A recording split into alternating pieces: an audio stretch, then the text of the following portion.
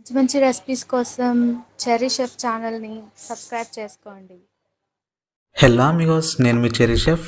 ఈరోజు నేను మీకోసము వంకాయ మసాలా కర్రీ రెసిపీ తీసుకొచ్చాను. మీరు అడిగారు కాబట్టి ఈ రెసిపీని తీసుకొచ్చాను. అడిగిన వారు ఇప్పుడిప్పుడే వంట నేర్చుకుంటున్నారు కాబట్టి చాలా సింపుల్గా ఈ వీడియోలో చెప్పడం జరిగింది. ఇంకా లేట్ ఎందుకు, వీడియోలోకి వెళ్ళిపోదాం. ఒక కడాయి తీసుకొని 2 టేబుల్ స్పూన్ ఆయిల్ యాడ్ చేసుకోవాలి. ఆయిల్ హీట్ అయిన తర్వాత 1 టీ స్పూన్ ఆవాలు, 1 టీ స్పూన్ జీలకర్ర ఇవి యాడ్ చేసుకుని వీటిని చిటపటలాడించాలి. తర్వాత 1 కప్పు ఆనియన్ వేసుకోవాలి. ఆనియన్ని వీడియోలో చూపించిన విధంగా గోల్డెన్ బ్రౌన్ కలర్లో వచ్చేంత వరకు కూడా ఫ్రై చేయాలి. ఇప్పుడు 1 టీ స్పూన్ అల్లం వెల్లుల్లి పేస్ట్ యాడ్ చేసుకోవాలి. యాడ్ చేసుకుని బాగా మిక్స్ చేసుకుని పచ్చివాసన పోయేంత వరకు కుక్ చేయాలి. దీనికి 2 నిమిషాలు పడుతుంది.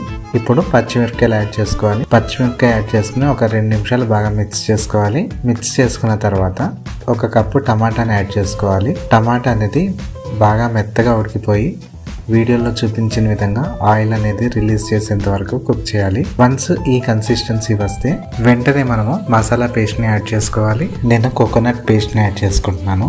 ఈ వీడియోని రిక్వెస్ట్ చేసిన వారికి మిక్సీ అవైలబిలిటీ లేదు కాబట్టి నేను సింపుల్గా కోకోనట్ పౌడర్ని వాటర్లో మిక్స్ చేసుకుని కోకోనట్ పేస్ట్లా మార్చుకుని దాన్ని యాడ్ చేసుకుంటున్నాను. మీరు ఇదే స్టేజ్లో కొబ్బరి తురుము కానీ పల్లి కాజు పేస్ట్ లాంటివి యాడ్ చేసుకోవచ్చు.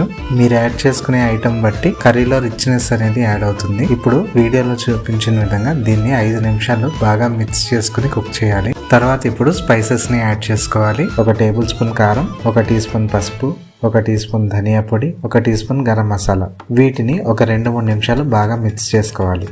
మిక్స్ చేసుకున్న తర్వాత ఇప్పుడు వంకాయని యాడ్ చేసుకోవాలి. వంకాయని యాడ్ చేసిన తర్వాత మనం యాడ్ చేసుకున్న మసాలా అంతా కూడా వంకాయకి బాగా పట్టేలాగా మిక్స్ చేసుకోవాలి. మిక్స్ చేసుకున్న తర్వాత ఇప్పుడు కవర్ చేసి ఒక 15 నుంచి 20 నిమిషాలు కుక్ చేయాలి. 15 నిమిషాలు అయితే ఈజీగా పడుతుంది. అయితే ఇలా కుక్ చేసేటప్పుడు మధ్య మధ్యలో 4-5 నిమిషాలకు ఒకసారి మిక్స్ చేసుకుని మళ్ళీ కవర్ చేసి కుక్ చేయాలి. ఈ విధంగా చేయడం వల్ల వంకాయ అనేది అడుగు పట్టదు. ఇంకొక 5 నిమిషాలలో దించేస్తాం అన్నప్పుడు సాల్ట్ యాడ్ చేసుకోవాలి. ఒకసారి బాగా మిక్స్ చేసుకోవాలి.